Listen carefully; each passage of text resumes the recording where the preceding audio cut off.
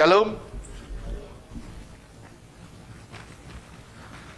Eh, yang di belakang boleh minta tolong nggak papan tulisnya majuin ke depan. Puji Tuhan. Semua baik ya. Amin. Semua dalam kondisi baik. Saya percaya karena Tuhan kita yang kita sembah adalah Tuhan yang baik. Amin. Kita masih melanjutkan akankah orang mati berjalan. Hari ini bagian ke-7 kalau nggak salah.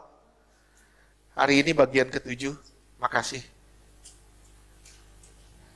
Benar.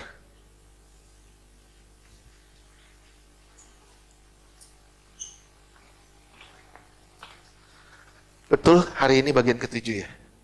Ya. Saya nggak tahu ini bab berapa ya. Kalau di buku ini mungkin bab 4. Temanya adalah pemulihan kodrat ilahi, pemulihan kodrat Allah. Sebelum saya mulai, saya mau bertanya dulu sama saudara semua. Oke. Saya mau bertanya dulu sama saudara, apa tujuan Yesus datang ke dunia? Apa tujuannya? Menyelamatkan? Oke. Membawa damai? Benar. Membawa terang? Puji Tuhan. Yang jawab, oh ya sendiri.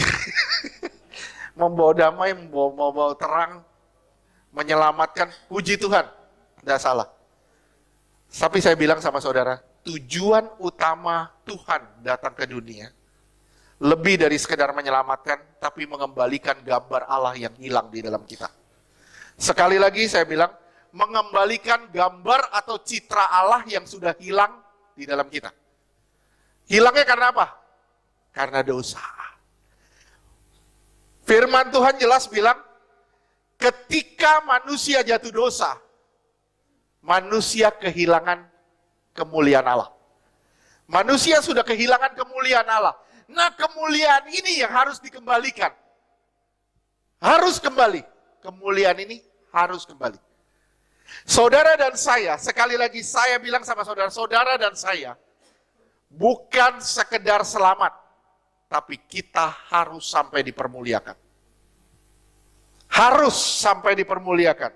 Bukan sekedar, ya saya percaya selamat, selesai. Enggak, tapi tujuan dasar Allah mengembalikan kemuliaannya yang hilang di dalam manusia. Sekali lagi, mengembalikan kemuliaan yang hilang di dalam manusia, yaitu mengembalikan kodrat ilahi di dalam saudara dan saya. Sekali lagi, mengembalikan kodrat Allah di dalam kita.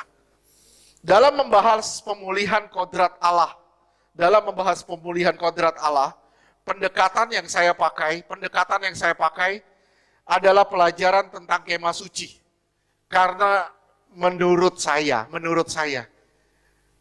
ini yang paling gampang dimengerti.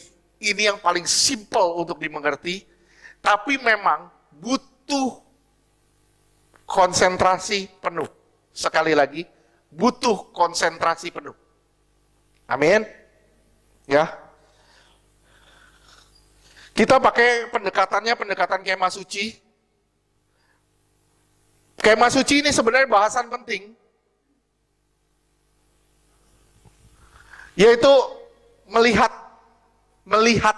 perjalanan rohani kita. Nih ya, saudara lihat. Kalau saudara sekedar percaya, saudara cuma sampai di sini.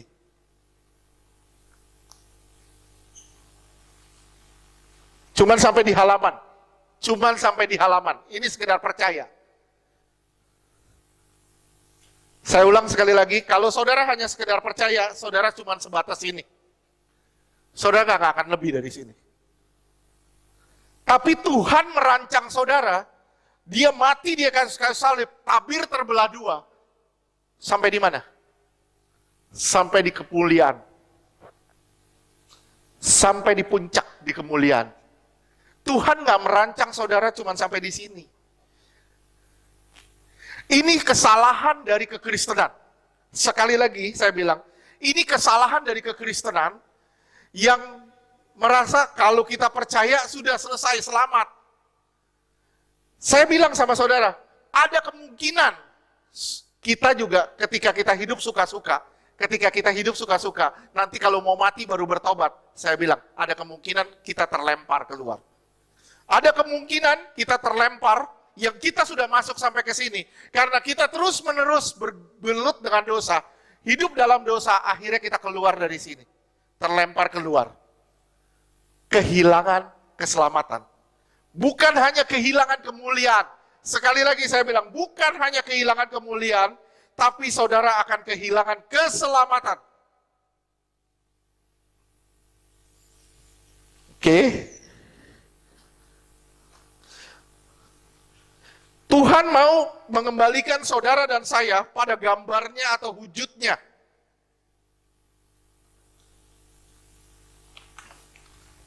Tuhan ngerancang nih Bu Yeti, gambar Bu Yeti.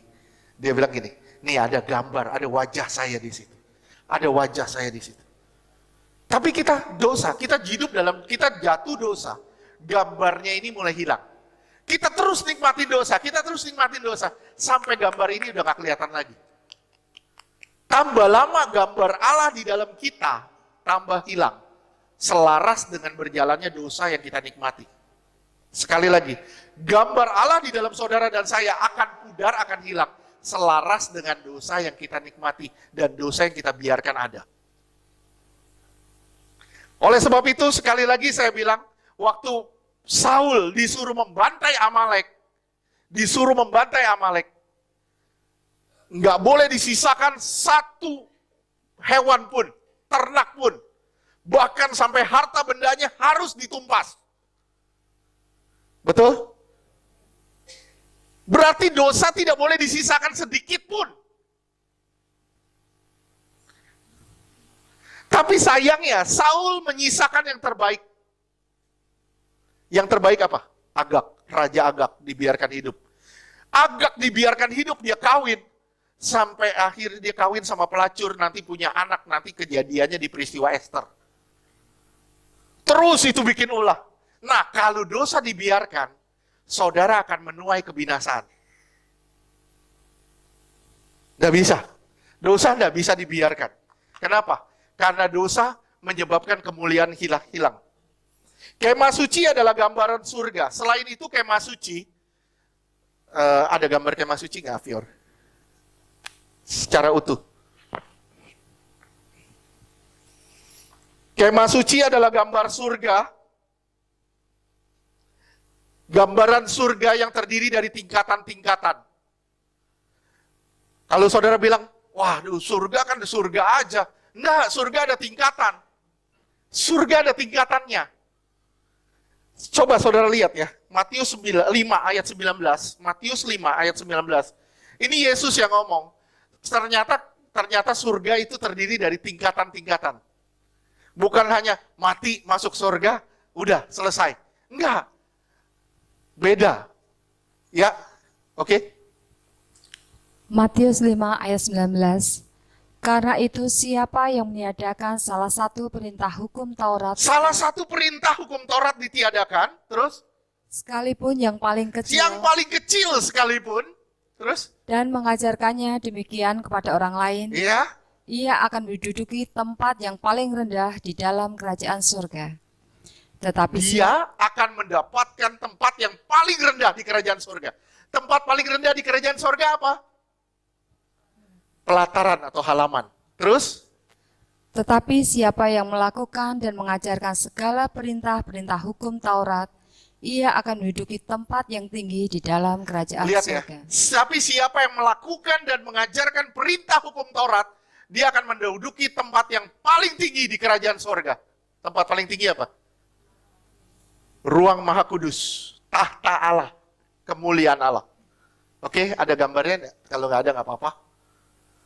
Ya, ini yang disebut pelataran. Ini yang namanya pelataran. Ini jadi gini, kalau seseorang Kristen mati, masih dalam dosa, masih ada dosa, nggak ada perjuangannya, mati, dia di sini. Oke, di sini. Tuhan nggak ngerancang saudara di sini sebenarnya. Tuhan ngerancang saudara di puncak, di kemuliaan Allah. Saudara bisa lihat di Roma 8 ayat 17. Roma 8 ayat ke-17. Roma 8 ayat 17. Dan jika kita adalah anak, maka kita juga adalah ahli waris. Ya, kalau saudara mengaku anak, saudara pasti akan mendapat warisan. Terus? Maksudnya orang-orang yang berhak menerima janji-janji Allah, yang akan menerimanya bersama-sama dengan Saudara Kristus. pasti akan menerima janji Allah bersama dengan Kristus, karena Kristus sudah menang. Dan siapapun yang menang akan menerima bersama dengan Kristus. Terus? Yaitu jika kita menderita kita bersama-sama dengan Dia, supaya kita juga dipermuliakan bersama-sama. Saudara mau dengan dipermuliakan? Mau? Tidak ada kemuliaan tanpa penderitaan loh. Tidak ada kemuliaan tanpa penderitaan. Kemuliaan harus disertai dengan penderitaan. Waduh Pak, saya harus hidup menderita. Menderita daging. Di mana kita harus berkata tidak pada dosa. Ini kebiasaan saya Pak. Tidak. Saya sudah menyangkal. Udah bukan jadi kebiasaan. Natur saya sudah berubah. Bukan itu lagi. Bukan itu lagi. Kenapa? Karena natur saya sudah berubah. Kalau natur kita nggak berubah, masih natur duniawi, saya bilang, kemungkinan besar kita masuk halaman pun tidak. Kemungkinan besar halaman pun tidak. Oke, sampai sini bisa paham? Mulai dari halaman, saudara lihat ya, di Matius 5 ayat 19, yang mengajarkan perintah hukum Taurat akan mendapat tempat tertinggi, yang meniadakan akan mendapat tempat terendah. Kita banyak lihat pengajaran-pengajaran sekarang yang namanya kasih karunia. Menekankan pada grace. Kita lupa, Tuhan itu dua sisi. Yang saya selalu bilang, dua sisi dari Kristus. Both side of Christ. Dua sisi dari Kristus, di mana atas ada kasih karunia, di bawah ada hukuman. Di atas ada kasih karunia, di bawah ada hukuman. Di bawah ada hukum. Kita nggak bisa meniadakan hukum demi kasih karunia, nggak bisa. Atau kita tidak bisa meniadakan kasih karunia demi hukum, nggak bisa. Dua-dua harus sejalan. Makanya Tuhan bilang kepada orang-orang Efraim, suku Efraim. Dia bilang, Efraim, kamu seperti roti bundar yang tidak dibalik. Hangus sebelah. Ngerti gak? Hangus sebelah. Ngajarinnya satu aja, kasih karunia aja. Tapi tidak mengajarkan hukum. Akhirnya seperti roti bundar yang tidak dibalik. Kalau saudara manggang roti, satu sisi aja. Sisi yang di sini angus, sisi sini nggak matang. Ya, nggak enak makannya. Sebelah hangus, sebelah nggak matang, nggak enak makannya. Kalau kita belajar tentang Kristus, kita harus belajar dua sisi dari Kristus. Nggak bisa satu sisi. Oke? Sampai sini paham? Ya. Jadi mulai dari halaman, kita belajar mulai dari halaman, Kristen percaya tapi tanpa upah. Sekali lagi saya bilang, halaman adalah Kristen percaya tapi tidak berupah. Nah, masuk ke dalam ruang suci, di situ saudara masuk dalam proses atau pembentukan. Saudara akan masuk dalam proses atau pembentukan. Nah, begitu masuk ke ruang maha suci, di situ saudara sudah bersentuhan dengan Allah. Saudara akan mengerti pikiran dan perasaan Allah. Oleh sebab itu, Rasul Paulus menekankan di Filipi 2 ayat 5, dia bilang apa? Mengerti pikiran dan perasaan Allah. Itu penting. Penting sekali memahami pikiran dan perasaan Allah. Artinya, saudara berjalan di dalam kehendak Allah. Kalau saudara keluar dari kehendak Allah, saudara tidak mengerti pola pikir Allah atau pikiran dan perasaan Allah. Sampai sini ngerti? Lewat kemah suci, kita harus memahami di mana posisi rohani kita saat ini. Di mana posisi kita saat ini? Apakah saudara masih di halaman? Ataukah saudara sudah masuk ke ruang maha suci? Ataukah saudara masih di ruang suci? Saya bilang, engkau tidak boleh berpuas diri hanya dengan percaya Yesus. Tidak boleh. Engkau harus punya kemauan untuk masuk lebih dalam sampai engkau bernyatu dengan Tuhan. Kita harus memahami di mana posisi kita saat ini. Tanpa mengerti posisi rohani, ada bahaya. Ada bahaya kita terhilang atau terlempar keluar. Saudara perhatiin ya. Karena kita tidak sepenuh hati mencari Tuhan. Karena kita tidak sepenuh hati mencari Tuhan, akhirnya kita punya bahaya untuk terlempar keluar. Kenapa? Karena kita nggak sungguh-sungguh cari Tuhan. Hosea 4 ayat 6.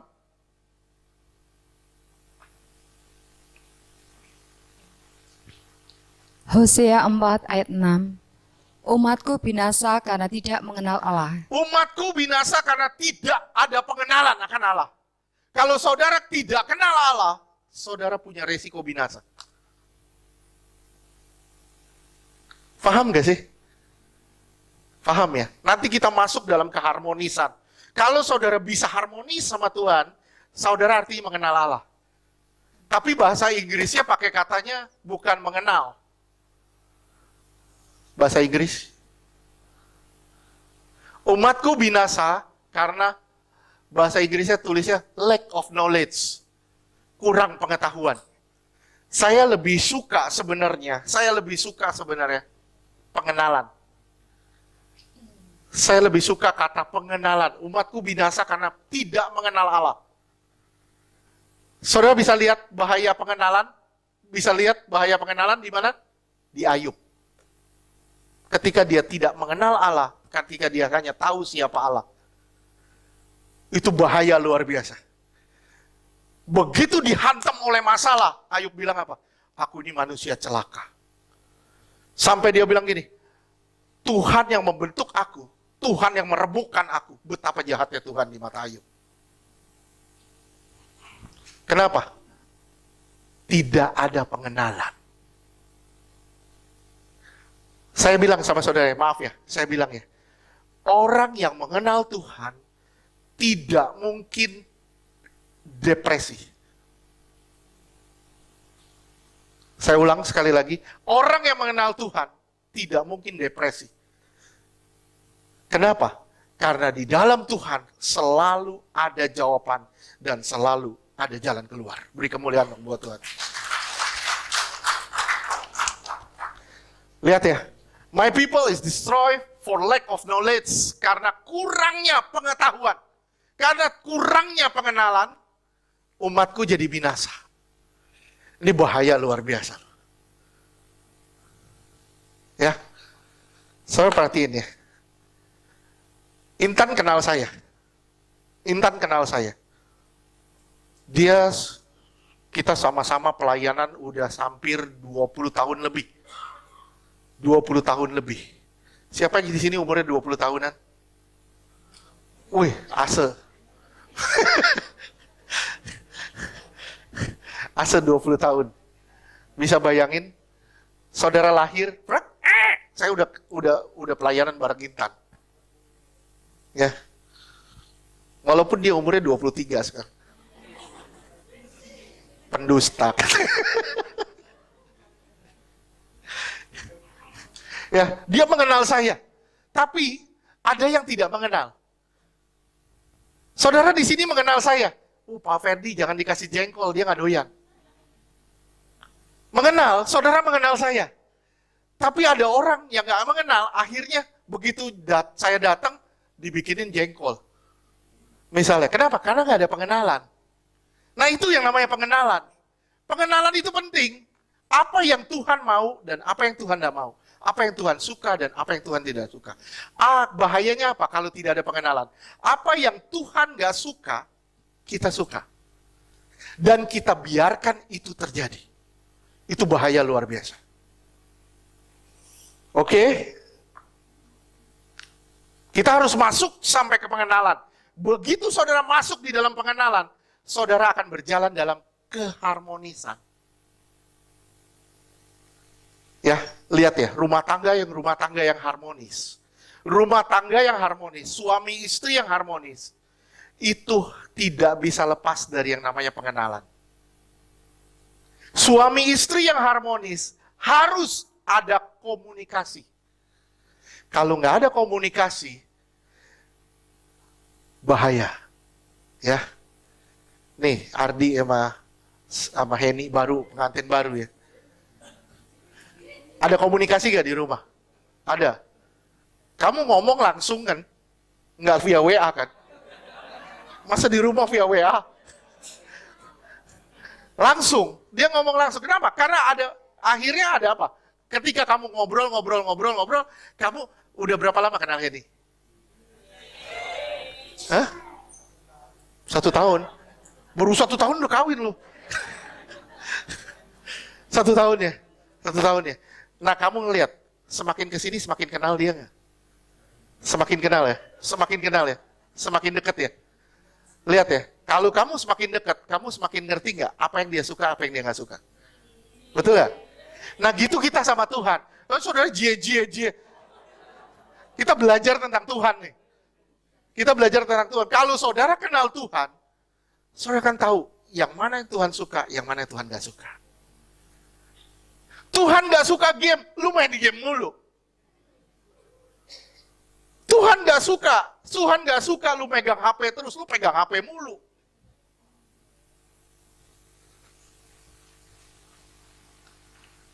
Kita harus ngerti apa yang Tuhan suka dan apa yang Tuhan gak suka. Tuhan gak suka kamu bersungut-sungut, lu sungut-sungut mulu.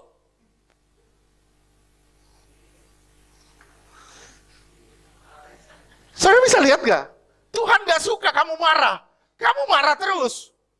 Kenapa kamu tidak mengerti pikiran dan perasaan Allah? Kenapa?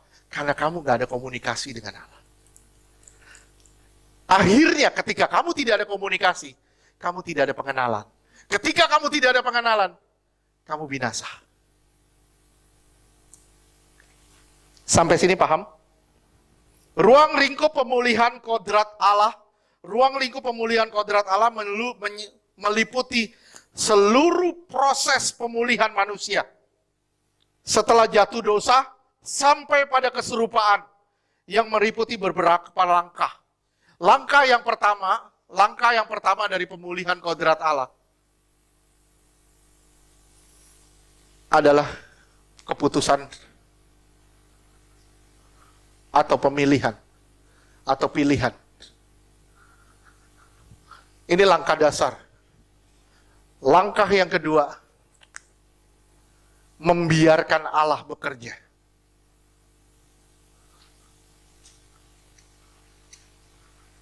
Langkah yang ketiga dari pemulihan kodrat Allah. Langkah yang ketiga dari pemulihan kodrat Allah adalah pewahyuan. Pewahyuan dan terang. Wahyu dan terang. Ini langkah. Langkah keempat, ini yang namanya proses. Saya bilangnya, boleh ya? Ngomongnya lebih nggak enak nih. Ruang operasi.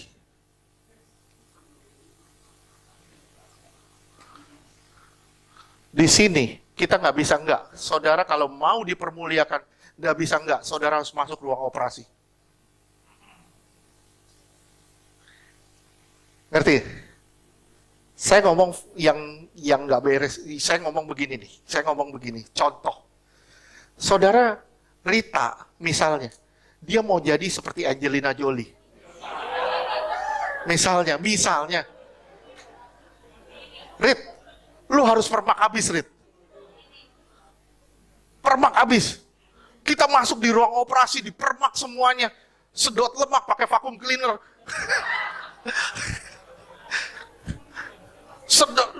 Dioperasi habis-habisan. Baru di situ dibilang, wih bener mirip lo. Nah kita mau dimiripin sama Yesus. Kita dimasukin ke ruang operasi. Wah ini pengalaman paling menyakitkan di sini. Benar-benar pengalaman paling menyakitkan. Saudara, semakin keras kita, semakin besar hantamannya. Ayo lo mau bertahan, ayo gue hantam lagi, ayo dihantam lagi.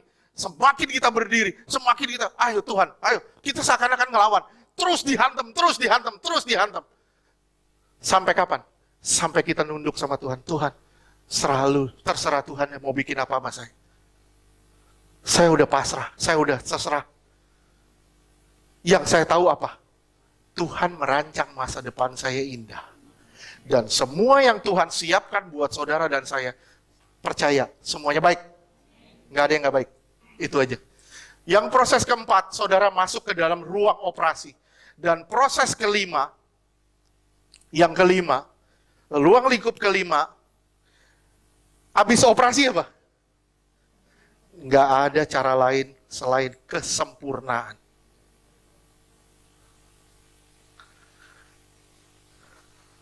Saya ulang ya, tujuan saya di mana?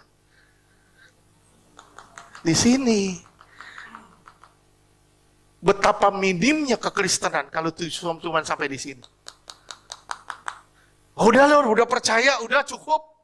Sudah selesai, sudah percaya. Saya bilang sekali lagi, betapa minimnya engkau kalau cuma sampai di sini. Tuhan mau engkau sampai di sini. Bukan sampai di sini. Ini tujuan Yesus datang ke dunia, bukan di sini supaya saudara sampai di pilihan.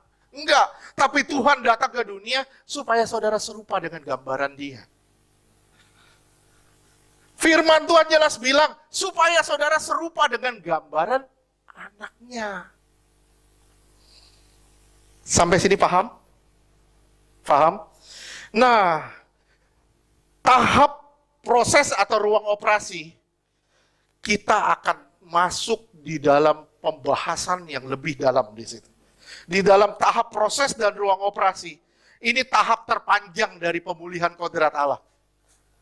Ini tahap terpanjang yang kita akan bahas dari pemulihan kodrat Allah, yaitu saudara serupa dengan Dia. 1 Korintus 13 ayat 12.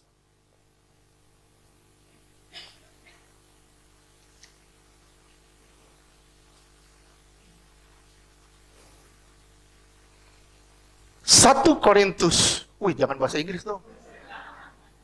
1 Korintus.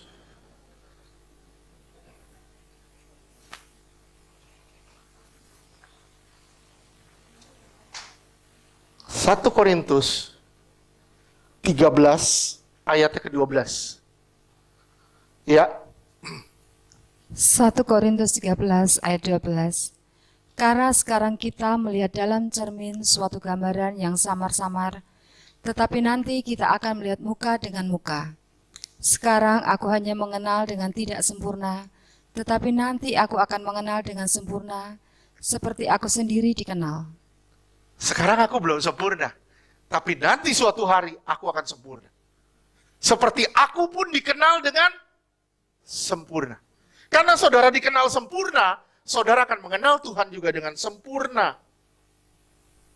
Nah, sekarang dari proses terpanjang ini, saya tanya sama saudara, di hadapan Allah, di hadapan sesama, ada perubahan nggak?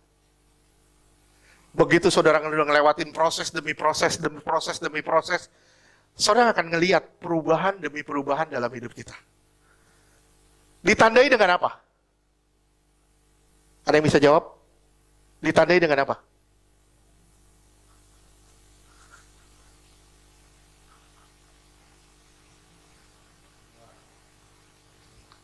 Buah-buah roh. Nah, sekarang saya tanya sama saudara, ada kasih nggak di dalam saudara? Ada nggak? Sekarang kita jabarin lagi kasih. Kasih itu apa? Kasih itu sabar. Udah sabar belum? Udah sabar belum? Oke, yang anak youth tahu nih, kita sharing kan, ingat ya, sabar itu Pakai bahasanya sama dengan tali layang-layang. Tali layang-layang. Semakin saudara sabar, semakin tinggi terbangnya. Ngerti? Berarti kalau saudara dicolek sedikit aja, udah marah. Saya bilang, tali lu pendek. Dan lu gak akan terbang tinggi. Kita gak akan bisa terbang tinggi kalau kita gak sabar. Kasih itu harus sabar. Kasih itu harus sabar. Kasih itu harus murah hati. Murah hati. Murah hati apa? Gampang didapetin. Gampang. Kalau hatinya sudah terbuka, dompetnya juga terbuka. Kalau hatinya terbuka, dompetnya terbuka. Itu murah hati. Ya. Kalau hatinya sudah terbuka, tangannya pun akan terulur. Itu kemurahan, murah hati. Dia tidak sombong. Ya, sekali lagi saya bilang, gas 3 kilo masih di rumah, jangan sombong. Selama masih ada gas 3 kilo di rumah, jangan sombong deh. Ya, baca, sekali lagi pulang baca, lihat, baca di gas 3 kilo tulisannya apa. Khusus untuk rakyat miskin. Buat apa kita sombong kalau gas 3 kilo masih di rumah? Oke? Ya. Dan buah-buah roh ini harus bertumbuh. Di hadapan Allah, Tuhan melihat buahnya. Kalau nggak ada buahnya di kita, Tuhan bilang apa? Sama pohon zaitun. Bahwa Tuhan mau makan, nggak ada buahnya. Pohon ara. Tuhan mau makan, nggak ada buahnya. Tuhan bilang apa? Sampai kapanpun kamu tidak berbuah. Tuhan mau menikmati buahnya. Tapi kenapa kita nggak mau berbuah? Kenapa? Karena ego.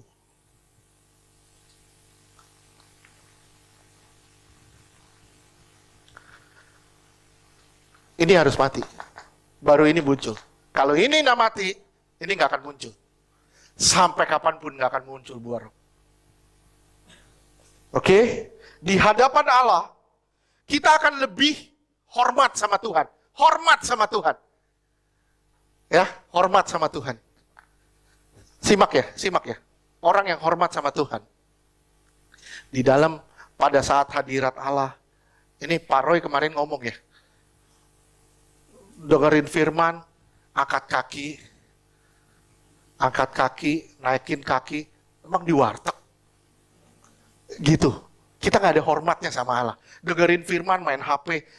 Tuhan lagi ngomong, kita main HP. Nggak ada hormatnya sama Allah. Betul nggak? Nah, orang yang tidak menghormati Allah adalah orang yang belum mengenal Allah. Misalnya, saudara, aduh ngantuk nih, doa bari tiduran. Tuhan, bari tiduran. Tuhan, aminnya besok pagi.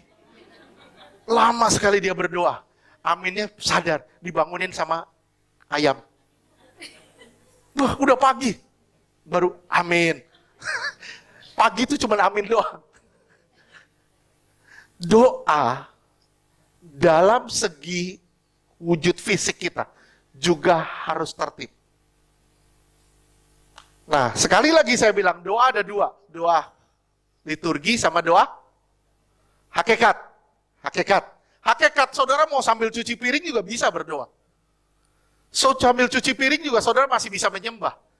Tapi saudara tidak bisa lepas dari yang namanya doa liturgi. Saudara harus masuk kamar, kunci pintu, berlutut atau tutup tangan berdoa. Nggak bisa doa liturgi sepanjang hari, doa hakikat sepanjang hari. Saya mah doa hakikat terus Pak sepanjang hari. Nggak bisa. You harus masuk kamar juga, Tuhan harus mau bersentuhan denganmu secara pribadi di kamar. Ngerti?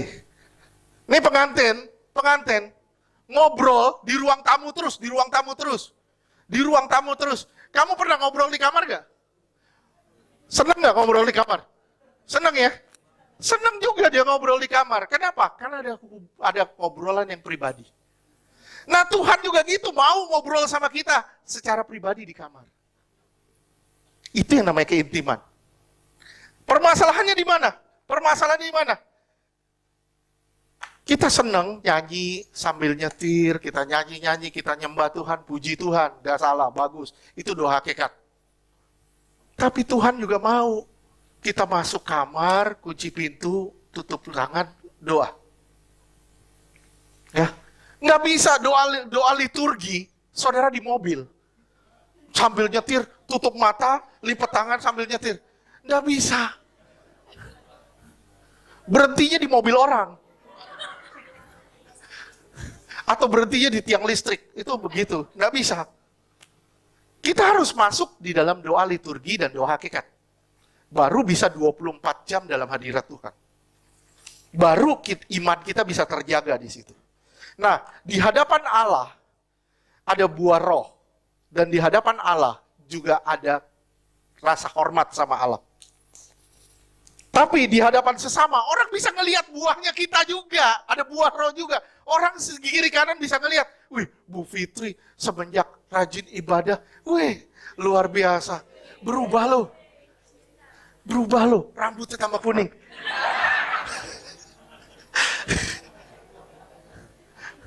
Berubah. Orang bisa ngelihat perubahannya. Kenapa? Ada dampak dari persentuhan dengan Tuhan. Ya, semakin kau bersentuhan dengan Tuhan, saya bilang ya, simak ya, semakin kau bersentuhan dengan Tuhan, semakin kau terimpartasi karakter Allah. Kalau engkau bersentuhan dengan Tuhan, kalau engkau gak bersentuhan dengan Tuhan, tapi gak ada karakter Allah, jangan-jangan kau salah bersentuhan.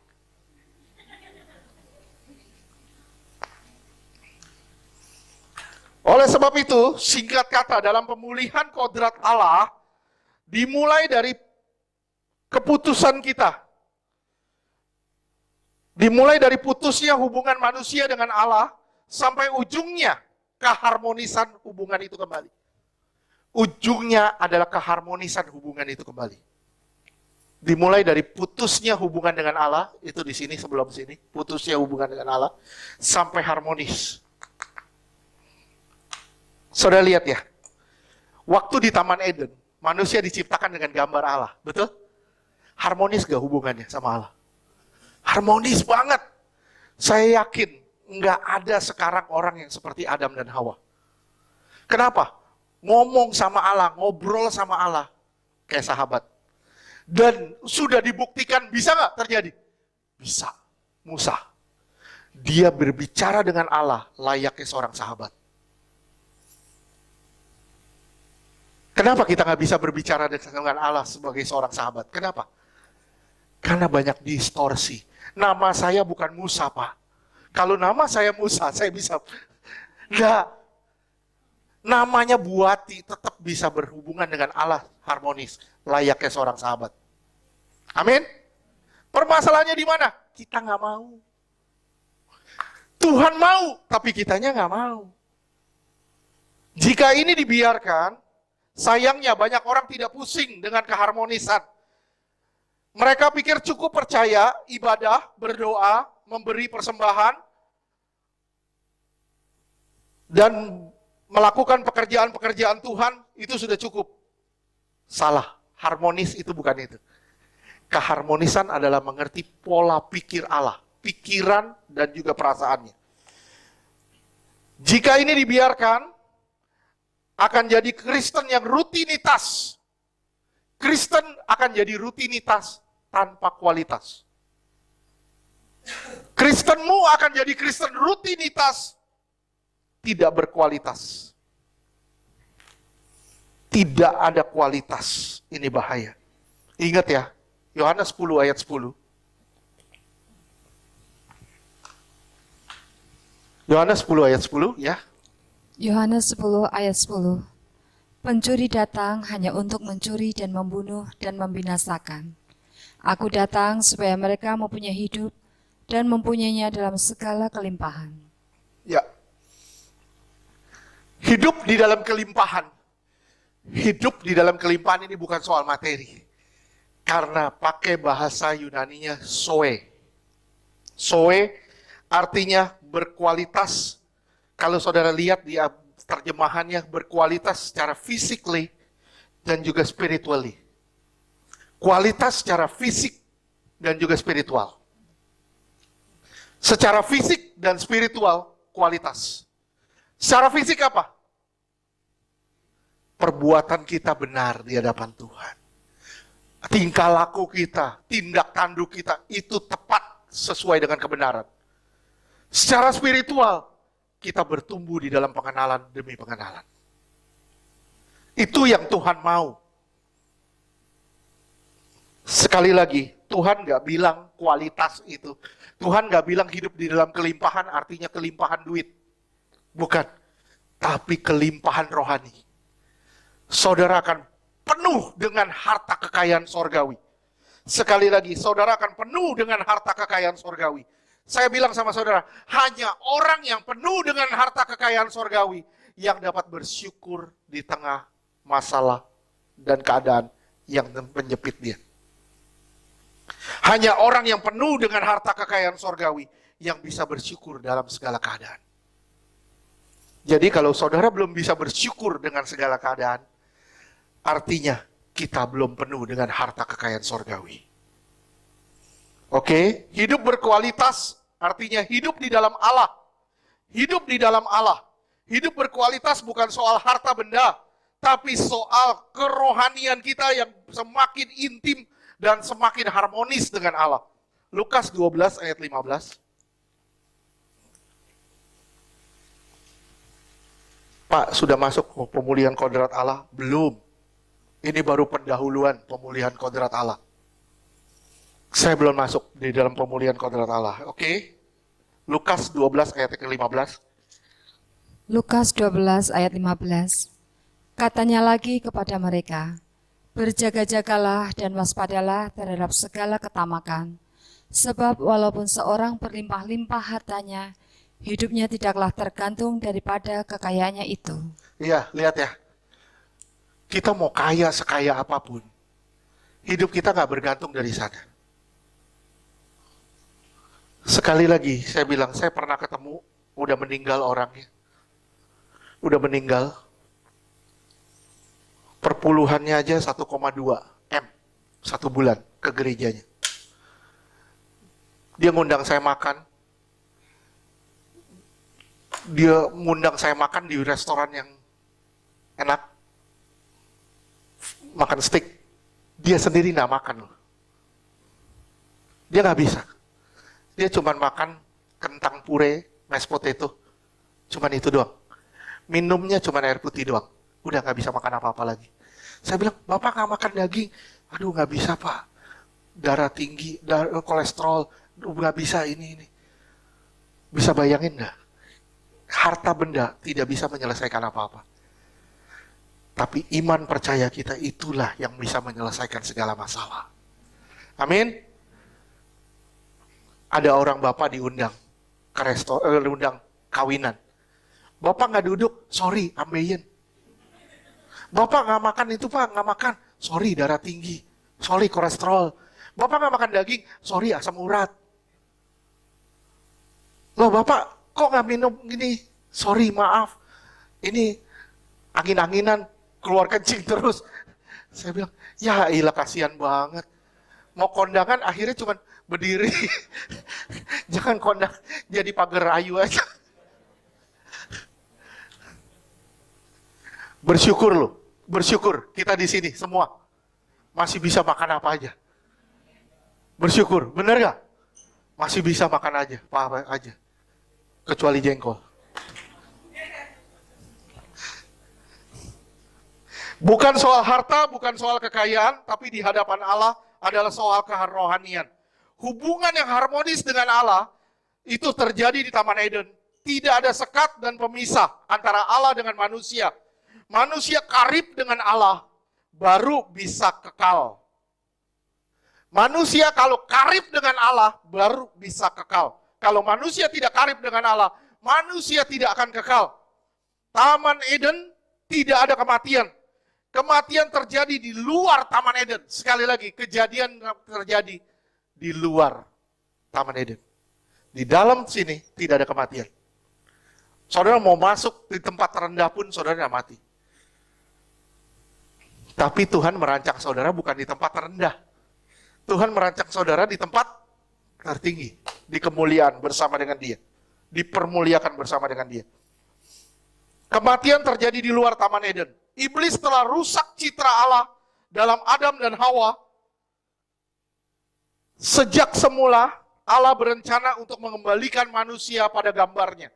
Sejak semula, Allah berencana mengembalikan manusia pada gambarnya, yaitu pada kodrat ilahi di Kejadian 3 ayat 15, dengan cara mendatangkan dirinya dalam wujud manusia yang berdosa.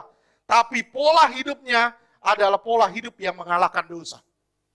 Dia adalah manusia yang dia lahir sebagai manusia yang terlihat berdosa.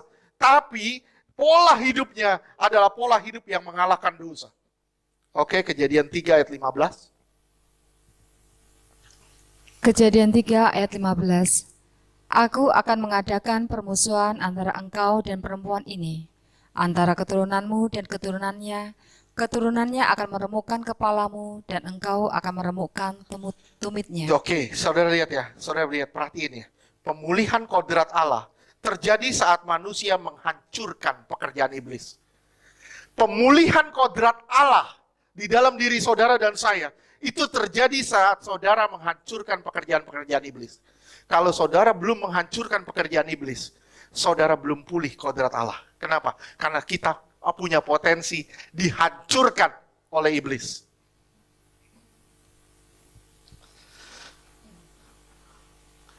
Saudara dan saya harus menghancurkan dosa. Oleh sebab itu pemulihan bukan dilakukan oleh orang yang melakukan pekerjaan iblis. Pemulihan itu tidak pernah dilakukan oleh orang yang melakukan pekerjaan iblis. Saudara dan saya tidak dirancang untuk melakukan pekerjaan iblis. Justru saudara dan saya dirancang untuk menghancurkan pekerjaan iblis. Amin. Bahaya kalau kita masih melakukan pekerjaan-pekerjaan iblis. Firman Tuhan bilang di Yohanes 8 ayat 44, iblislah bapamu karena kamu melakukan pekerjaan dia.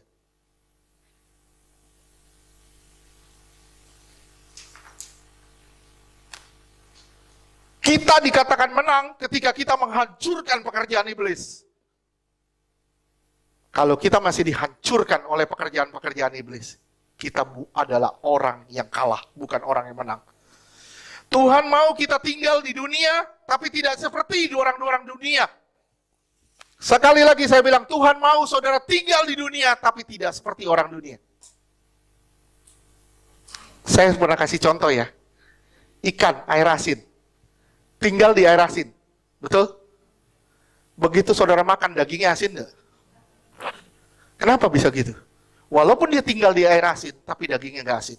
Tuhan mau kita seperti itu. Makanya gambar iktus itu ikan. Enggak boleh kita seperti dunia. Kita hidup di dalam dunia, tapi tidak boleh seperti dunia. Justru kita yang harus mengasinkan dunia. Bukan dunia yang mengasinkan kita. Kalau dunia mengasinkan kita, kita jadi ikan asin. Tapi kita harus mengasinkan dunia. Supaya dunia bisa merasakan kasih Allah di dalam kita. Amin. Ini yang Tuhan mau sebenarnya. Ini yang Tuhan mau. Pemulihan kodrat Allah ditutup dengan pemerintahan Kristus. Dan diawali dengan lahir baru. Tutup dengan pemerintahan Kristus, diawali dengan lahir baru. Lahir baru. Oke. Yang baru tidak dapat datang, simak ya, yang baru tidak dapat datang sebelum yang lama berlalu. Yang baru tidak dapat datang sebelum yang lama berlalu. Kalau yang lama masih ada, yang baru tidak pernah datang. Oke, terus dilihat 2 Korintus 5 ayat 17. 2 Korintus 5 ayat 17. Jadi siapa yang ada di dalam Kristus, ia adalah ciptaan baru. Yang lama sudah berlalu. Terus yang baru sudah datang. Saya ulang sekali lagi, yang baru tidak pernah datang kalau yang lama tidak pernah berlalu. Kalau kita masih melakukan pekerjaan-pekerjaan yang dulu, yang iblis lakukan, yang baru belum datang di dalam kita. Tuhan mau memperbaruimu, tapi engkau tidak mau diperbarui. Saya minta saudara simak baik-baik. Simak ya. Ini simpel, sebenarnya pemikiran simpel. Simak ya. Kehidupan jasmani dimulai dari apa? Jasmani. Hah? Kehidupan jasmani dimulai dari? Hah? Lahir ya. Betul, lahir. Ya, kehidupan jasmani dimulai dari lahir. Ketika kita lahir dari perut ibu, itu kehidupan jasmani muncul. Oke? Diakhiri dengan kematian. Tapi kehidupan rohani diawali dengan kematian. Diakhiri dengan kehidupan. Opposite gak? Bertolak belakang gak? Kehidupan jasmani itu dimulai dari kelahiran, ditutup dengan kematian. Tapi kehidupan rohani dibuka dengan kematian, diakhiri dengan kehidupan. Kita nggak akan pernah hidup kalau kita nggak mati. Saya ulang, saudara tidak pernah akan hidup kalau saudara tidak mati lebih dulu. Mati daging. Oke? Ingat, Tuhan hendak tegakkan gerejanya. Tuhan mau menegakkan gerejanya. Kita, saudara dan saya adalah gereja-gereja. Dan kita dijadikan Tuhan batu-batu itu. Mungkin kita bilang, saya nggak bisa apa-apa, saya nggak bisa apa-apa, saya nggak bisa apa-apa. Saudara bayangin nggak? Saudara adalah batu yang dipakai Tuhan untuk membangun suatu bangunan rohani. Kalau nggak ada saudara, bangunan rohani tidak akan jadi. Betapa berharganya saudara dan saya. Oleh sebab itu, berikan dirimu dibentuk sama Tuhan. Sampai jadi batu rohani. Sampai saudara membentuk satu bangunan rohani. 1 Petrus 2 ayat 5. Habis ini kita sudahin dulu ya. Kita lanjutkan minggu depan. 1 Petrus 2 ayat yang ke-5. 1 Petrus 2 ayat 5. Dan biarlah kamu juga dipergunakan sebagai batu hidup Kamu dipergunakan sebagai batu yang hidup. Terus? untuk pembangunan suatu rumah rohani. Kamu penting. Bilang, saya orang penting. Karena saya akan membangun suatu rumah rohani. Betapa berharganya saudara. Karena saudara akan membangun suatu rumah rohani. Tapi gimana caranya? Ya batu ya harus diproses dong.